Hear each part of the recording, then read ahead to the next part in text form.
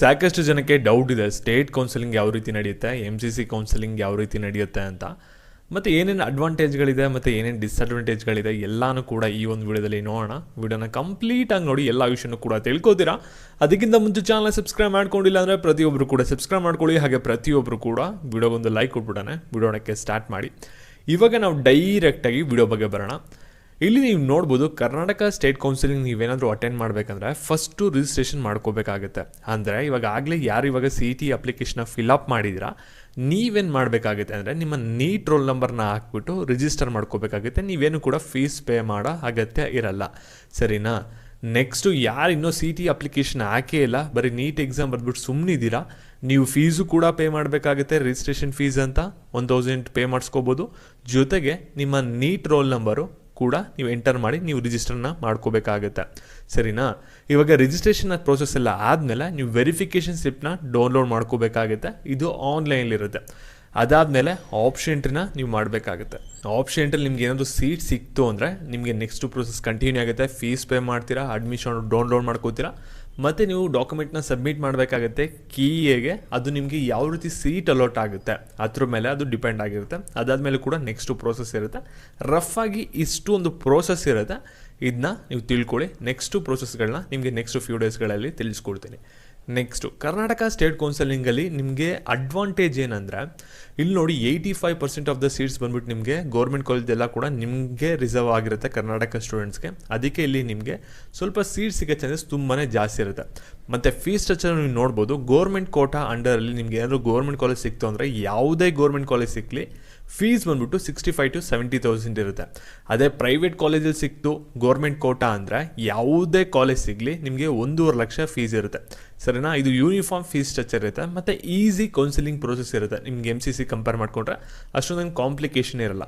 ಮತ್ತು ಇಲ್ಲಿ ಮೊದಲೇ ಹೇಳ್ತಾ ಇದ್ದೀನಿ, ನಿಮಗೆ ಮೆಂಬರ್ಶಿಪ್ ಯಾರಿಗೆ ಬೇಕೋ ಅವ್ರು ಮಾತ್ರ ಕಾಂಟ್ಯಾಕ್ಟ್ ಮಾಡಿ. 1 ಡೇ ಮೆಂಬರ್ಶಿಪ್ ಕೂಡ ಅವೈಲೇಬಲ್ ಇರುತ್ತೆ, ಆನ್ಲೈನ್ ಮೆಂಬರ್ಶಿಪ್ ಕೂಡ ಅವೈಲೇಬಲ್ ಇರುತ್ತೆ, ಆಫ್ಲೈನ್ ಮೆಂಬರ್ಶಿಪ್ ಕೂಡ ಅವೈಲೇಬಲ್ ಇರುತ್ತೆ. ಇಂಟ್ರೆಸ್ಟ್ ಇರೋರು ಮಾತ್ರ ವಾಟ್ಸಪ್ ಮಾಡಿ, ಸರಿನಾ? ಇಲ್ಲಿ ಸಾಕಷ್ಟು ಜನ ಕಾಂಟ್ಯಾಕ್ಟ್ ಮಾಡ್ತಾ ಇದ್ದೀರಾ, ಆದರೆ ನೀವು ಬೇಜಾರು ಮಾಡಿಕೊಂಡು ಪರವಾಗಿಲ್ಲ, ಈಗಲೇ ಹೇಳ್ತಾ ಇದ್ದೀನಿ. ಯಾಕೆಂದರೆ ಅದು ವಾಟ್ಸಪ್ ಸಪೋರ್ಟ್ ಮತ್ತು ಕಾಲ್ ಸಪೋರ್ಟ್ ಇರೋದು ಪೇಯ್ಡ್ ಸ್ಟೂಡೆಂಟ್ಸಿಗೆ ಮಾತ್ರ.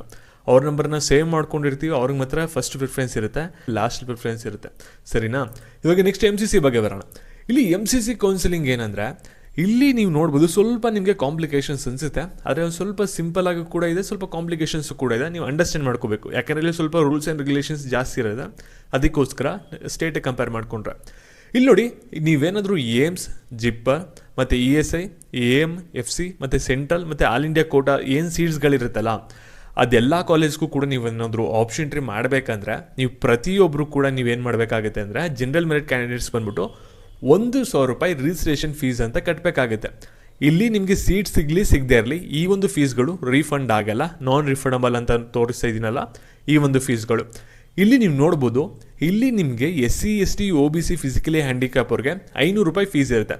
ಇದು ನಾನ್ ರಿಫಂಡಬಲ್ಲು. ಇಷ್ಟು ಕಾಲೇಜಸ್ಗೆ ನೀವು ಆಪ್ಷನ್ ಎಂಟ್ರಿ ಮಾಡಬೇಕಂದ್ರೆ ಇಷ್ಟು ಫೀಸ್ನ ನೀವು ಕಟ್ಟಬೇಕಾಗುತ್ತೆ. ನಿಮ್ದೆಲ್ಲರಿಗೂ ಕೂಡ ಡೀಟೇಲ್ಸ್ ಹಾಕಾದ್ಮೇಲೆ ಲಾಸ್ಟಲ್ಲಿ ರಿಜಿಸ್ಟ್ರೇಷನ್ ಫೀಸ್ ಅಂತ ಇಷ್ಟನ್ನ ಕಟ್ಸ್ಕೋತಾರೆ. ಜೊತೆಗೆ ಇಲ್ಲಿ ನಿಮಗೆ ರೀಫಂಡಬಲ್ ಫೀಸ್ ಕೂಡ ಕಟ್ಸ್ಕೋತಾರೆ. ಅಂದರೆ ನೀವು 10,000 ಕಟ್ಟಬೇಕಾಗುತ್ತೆ ಜನರಲ್ ಮೆರಿಟ್ ಸ್ಟೂಡೆಂಟ್ಸು ಏನಾದರೂ ನೀಟ್ MCC ಕೌನ್ಸಿಲಿಂಗ್ನ ಅಟೆಂಡ್ ಮಾಡ್ತೀರಾ ಅಂದರೆ.